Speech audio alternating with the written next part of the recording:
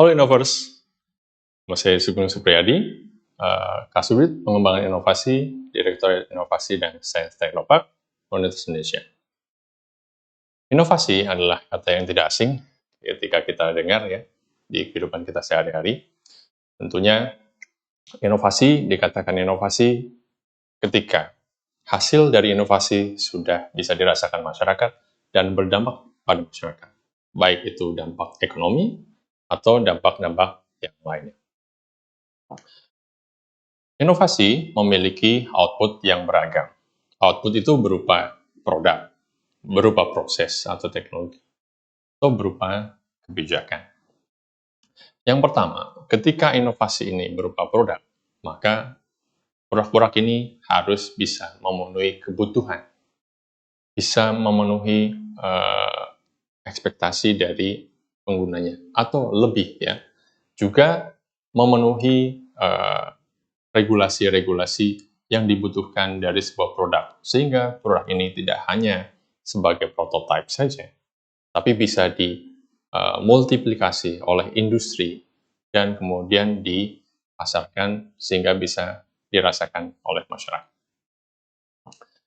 Inovasi yang kedua dapat berupa sebuah proses, ya, di mana proses ini akan meningkatkan output, bisa meningkatkan efektivitas, efisiensi, akurasi, atau meningkatkan konsistensi dari proses-proses yang sebelumnya.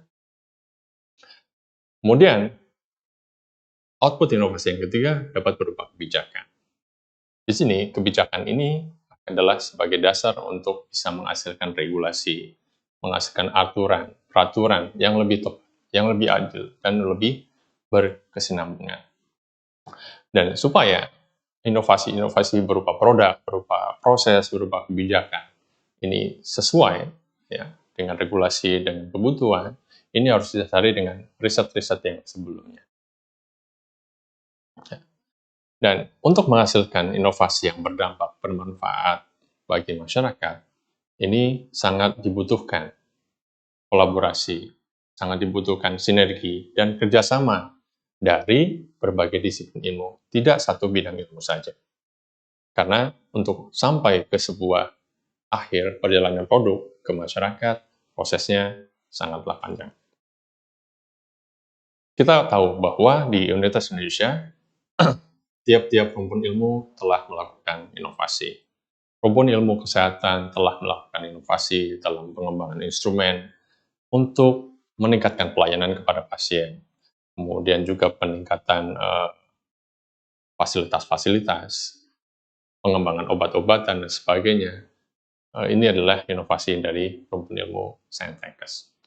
Demikian juga inovasi telah dihasilkan dari rumpun ilmu Saintek dengan menghasilkan produk-produk dalam bidang transportasi, kemudian dalam bidang bangunan, ya, dan juga tata ruang, kemudian pengembangan bahan, pengembangan material, kemudian produk-produk terkait energi, serta pengembangan yang saat ini berkembang adalah artificial intelligence.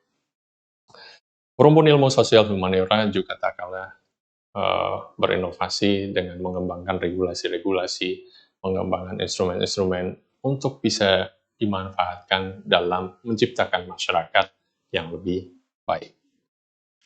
Dan tentunya ketika berinovasi kita tidak lepas dari satu rumpun, tapi mari kita bisa hilangkan sekat-sekat rumpun, hilangkan sekat-sekat itu untuk menghasilkan inovasi yang lebih holistik, yang lebih robust, lebih handal, ya, yang diharapkan memiliki input dari berbagai sumber keilmuan yang ada di Universitas Indonesia.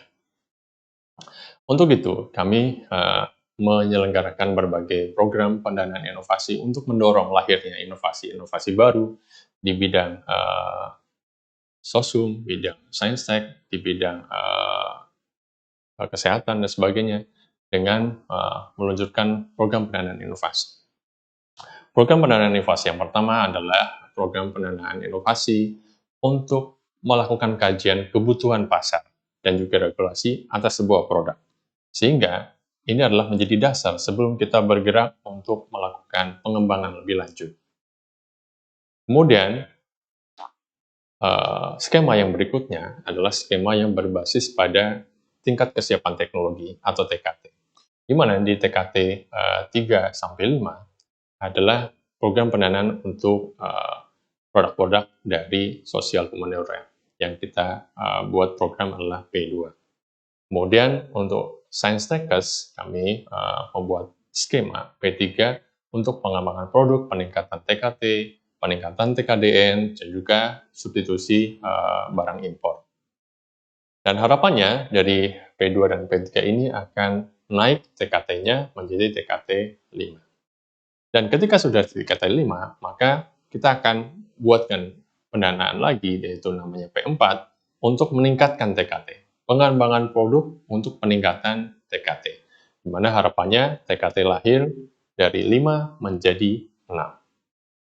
Kemudian ketika sudah naik TKT-nya akan bergeser ke program pendanaan persiapan hilirisasi, ya kita namakan P5, di mana inputnya adalah dari 6 menjadi 7.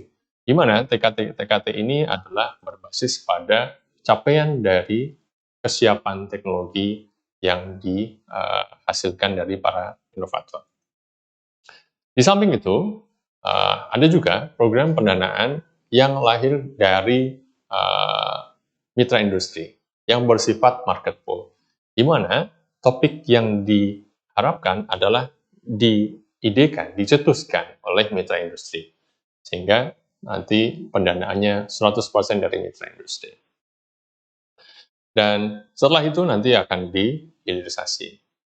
Dan untuk pendanaan tahun depan, tahun 2024, kami akan meluncurkan program pendanaan inovasi yang bersifat invitasi, di mana topik riset, topik pengembangan inovasi, topik produk, topik teknologi, topik prosesnya, atau kebijakannya, ini sudah dipesankan, sudah di-requestkan oleh mitra industri atau mitra penggunanya nanti.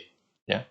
Sehingga diharapkan para inovator kita tidak terlalu dipusingkan dengan kebersinambungan nanti. Siapa yang nanti akan menghilirisasi?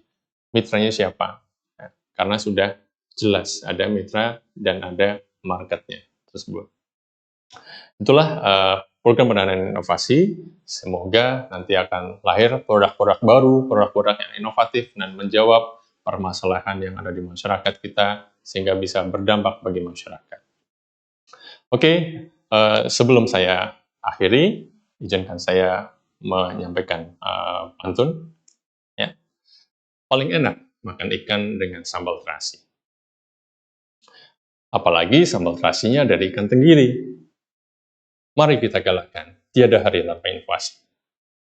Sinergi multidisiplin tak dapat ditawar lagi. Salam inovasi.